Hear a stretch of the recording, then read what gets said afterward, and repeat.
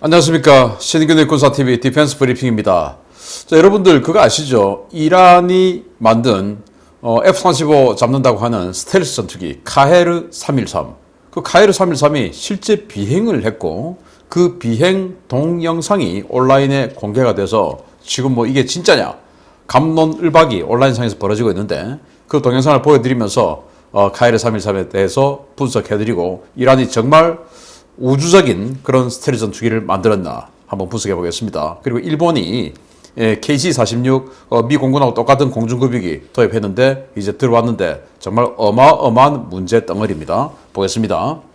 논란 끝에 선정되어 미 공군의 골칫거리로 전락한 KC-46A가 주요 결함을 아직도 해결하지 못하고 있는 가운데 일본이 미국 이외의 유일한 KC-46A 운용국의 반열에 올랐다는 소식입니다.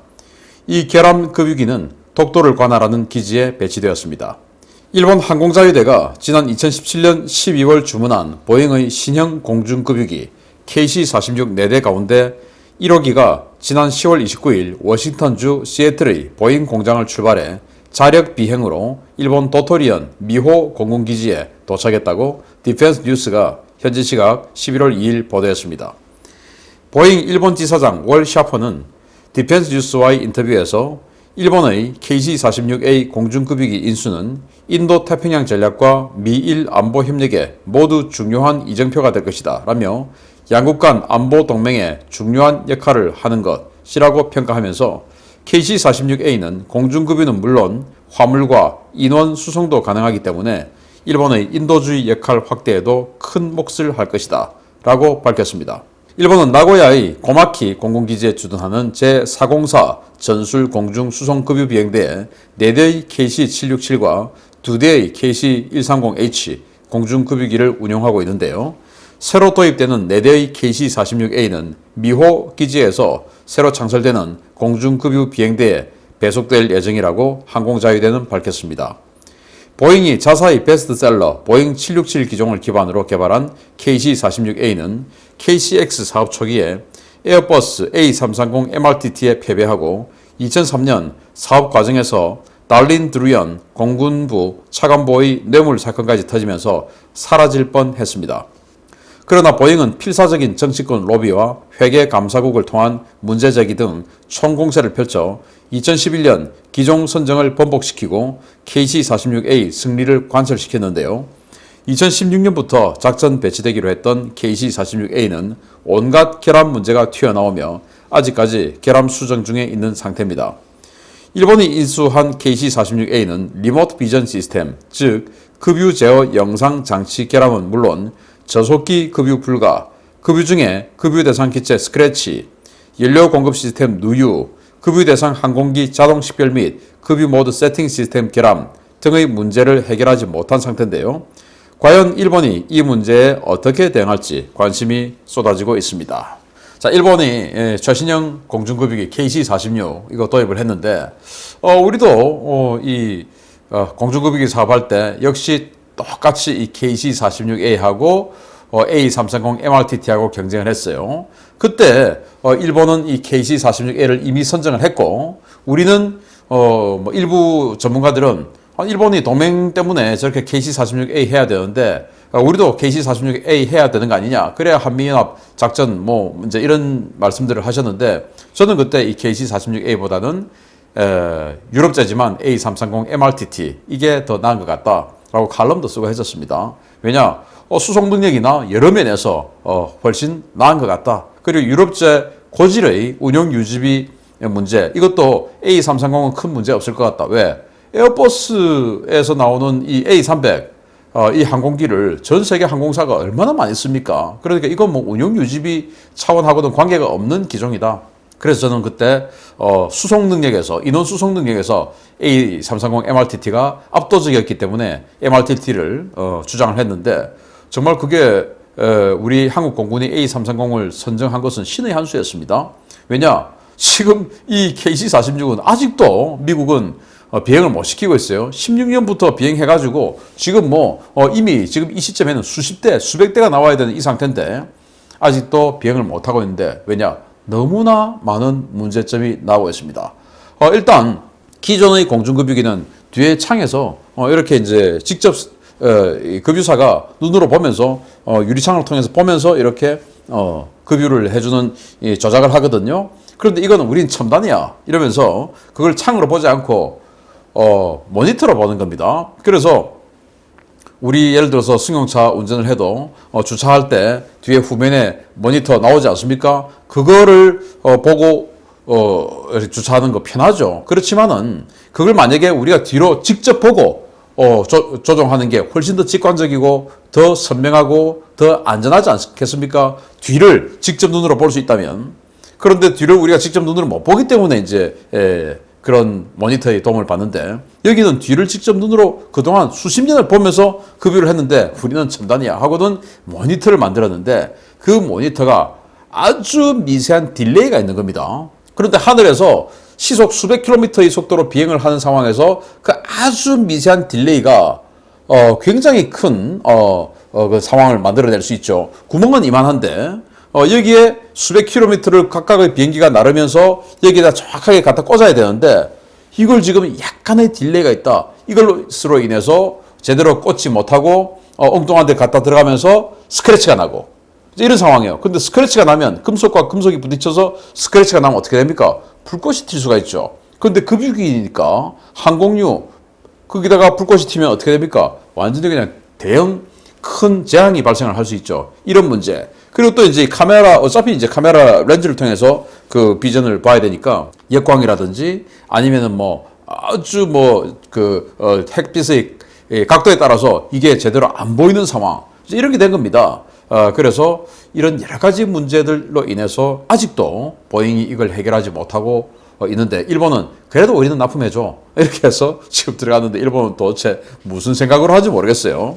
그래서 문제는 이제 일본이 이 공중급유기를 이 지역에 배치를 했어요. 여기는 바로 독도의 문제가 발생을 했을 때 좀 그 지원을 할 수 있는 그런 기지가 되는데 모쪼록 일본이 독도에 뭐 이런 공중급유기를 투입하는 독도 상황에 공중급유기 투입하는 이런 일은 없었으면 좋겠고 순전하게 북부 지역에 있는 전투기들이 내려와서 이 오키나와 쪽으로 갈 때 중간에서 급유해주는 이런 용도로만 쓰기를 바라고 아무튼 뭐 사고가 없는 그런 운용을 하기를 바라고요. 그래서 미국은 이거 선정할 때 정말 어마어마하게 문제가 많았었습니다. 그래서 KCX 사업 하다가 안 되겠다 이거 자르자. 이건 도저히 믿을 수가 없다 해서 KCY 사업 따로 만들어가지고 아마 지금 A330 MRTD 다시 될 것 같고, 그리고 KCjet 해서 다시 또 차세대. 이건 뭐 그냥 스텔스로 가자. 공중급유기도 스텔스 하자. 스텔스기 아무리 만들어도 급유기가 스텔스가 아니면 이게 뭐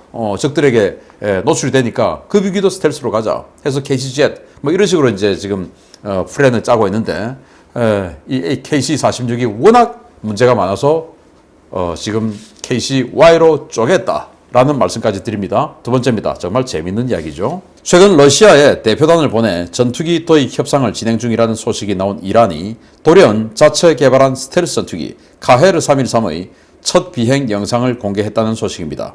진위 여부를 놓고 경론이 벌어지고 있는데 과연 진짜가 맞는지 모르겠습니다. 이란이 관영 매체가 아닌 비공식 영상을 통해 카헤르 313의 첫 비행 영상을 공개했다고 중동 지역 오신트 소식통들이 현지 시각 11월 2일 일제히 리포트했습니다. 카헤르 313 비행 영상은 이 항공기의 첫 비행 때 동반 비행한 항공기에 탑승했다고 주장하는 SNS 계정 주인공이 지난 10월 30일 자신의 인스타그램에 관련 영상을 공개하며 온라인에 등장했는데요. 해당 영상을 두고 항공 전문가와 네티즌들은 영상의 진위 여부를 놓고 갑론을박을 벌이고 있습니다. 카헤르 313은 지난 2013년 이란이 그 존재를 처음으로 공개한 이란 독자 개발 스텔스 전투기인데요. 이란은 2017년 활주로에서 택싱하는 카헤르 313의 영상을 공개하고 며칠 뒤 비행 사진을 공개했지만 공개 직후 이란 네티즌들에 의해 마이크로소프트 윈도우에서 제공하는 기본 바탕화면 그림에 전투기 CG를 편집해서 조작한 사진이라는 사실이 들통나 망신을 당하기도 했습니다. 이란은 이 전투기가 F5용 전투기용 J85 엔진을 기반으로 개발한 신형 엔진, 내부 무장창을 이용한 F-35급 내부 무장 능력을 보유하고 있으며 최첨단 항공 전자 장비를 갖추고 있다고 주장하고 있는데요. 이와 관련해 세계적 권위의 항공 전문지 에이비에이셔니스트즈의 애널리스트 데이빗 센시오티는 2013년 타임스 오브 이스라엘과의 인터뷰에서 카헤르 313은 비현실적 공기 역학 구조와 헐리우드에서나 쓸 법한 도색을 하고 있고 조종석이 너무 작고 단순해 실제 전투기로 보기에는 무리가 있다라고 지적했습니다. 실제로 이번 영상은 촬영자의 시각을 봤을 때 지상 시뮬레이터의 모양을 지어놓고 측면에 컴퓨터 그래픽으로 만든 것 같은 카헤르 313 비행 영상을 틀어놓은 것처럼 보이는데요. 역시 이러한 있을만 하면 웃겨주는 역할 수행에 정말 충실한 것 같습니다. 카헤르 313입니다. 이거 실제 기체예요. 이거 이제 택싱이라는 게 이 지상에서 이렇게 움직이는 거 아니겠습니까? 택싱하는 모습을 보여줬던 바로 그 기체인데, 자, 여러분들 한번 보십시오. 이 주익이 밑으로 꺾여 있어요. 마치 스타워즈에 나오는 그 우주 전투기들처럼 이렇게 꺾여 있는데, 왜 이렇게 꺾어야 되는지 저는 뭐 항공역학 전문가 아니니까 잘 모르겠습니다만은, 어쨌든 이렇게 아주 독특하게 주익이 밑으로 꺾여 있습니다. 그리고 그 주익을 제외하고는 이 전면에 귀날개인 카나드가, 아주 큰 카나드가 있고요. 그리고 이제 수직 미익은 옆으로 많이 누워서 마치 F-35처럼 이렇게 누워 있습니다. 자, 그리고 전방에 공기 흡입구가 좀 작습니다. 이 공기 흡입구가 이렇게 작은 이유는 이 엔진 자체가 F5용 엔진을 바탕으로 만들었다. F5용 엔진 작으니까. 그런데 F5용 엔진을 가지고 만들었는데 내부 무장창에는 2000파운드 폭탄 2발, 그리고 공대공 미사일 2발 해서 4발, 또는 공대공으로 세팅했을 때는 6발, F-35처럼 들어간다는 거예요. 그 정도 되면 F-35가 바보죠. F5용 엔진 2개 가지고 이 F-35의 무장 능력을 나타내니까 F-35는 바보네요. 아무튼 그렇고, 자, 조종사를 한번 보십시오. 지금 조종사 타고 있는데 조종사가 어마어마하게 이 덩치에 비해서 조종사의 크기가 어마어마하게 큽니다. 그래서 이 상태로 봤을 때 제가 뭐 현장에서 진짜 비행기들 많이 봤습니다만은 우리 KT-1 아시죠? 프로펠러 비행기, 우리 훈련기. 그 KT-1 초등 훈련기의 정면 조종석 비율보다 이게 더 작아요. 그러니까 전체적인 덩치가 KT-1보다 더 작아 보이는 전면 형상입니다. 그런데 이게 비행을 하는 동영상을 공개했는데 지금 이 모습하고 사뭇 다른 동영상이 공개가 됐어요. 보시겠습니다. 자, 이게 실제 동영상인데요. 자, 움직이는 거 한번 보시겠습니다. 이렇게 움직이는데 아까 분명히 이 KT-1보다 더 작아 보이는 이 조종석이었는데 지금 여기는 제법 큽니다. 제법 크게 막 흔들리고 있는데 이게 진짜. 그리고는 이제 이 모습이 나오죠. 이게 자기 인스타그램 계정 선전하는 거예요. 그래서 이게 진짜냐 가짜냐 논란이 되고 있는데 한 번 더 보시겠습니다. 자, 이걸 진짜로 비행을 하고 있다. 만약에 진짜로 비행을 하면 뭐 옆에 있는 산이나 또 한 바퀴 돌려주거나 뭐 이런 것들이 있어야 되는데 그런 거 전혀 없이, 또 이 테스트 파일럿 진짜 최초 비행을 하는데 그 옆에 날아가고 있는 이 어모 기체에 왜 SNS 홍보하는 이런 사람이 타죠? 이게 말이 안 되는 것이죠. 굉장히 중요한 지금 테스트를 하는데 말이 안 된다라는 것을 알 수가 있고, 자, 그러면서 조종석을 공개했는데요. 이게 조종석인데 이게 저런 첨단 전투기의 조종석이라고 믿어지십니까? 정말 작죠. 그리고 이 칵핏 한번 보십시오. 이건 뭐 F5보다 더 작고 더 못해요. 이런 정도 가지고 어떻게 전투기를 움직일 수 있을까?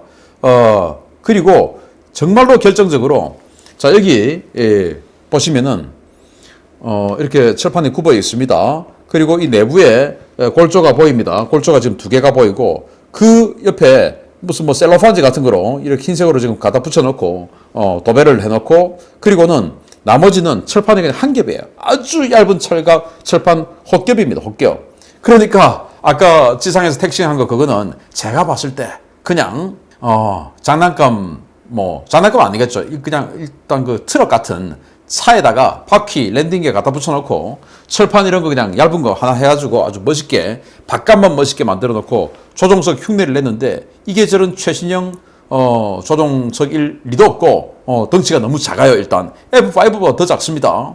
그래서 이건 그냥 가짜다 라는 것을 확신할 수 있다.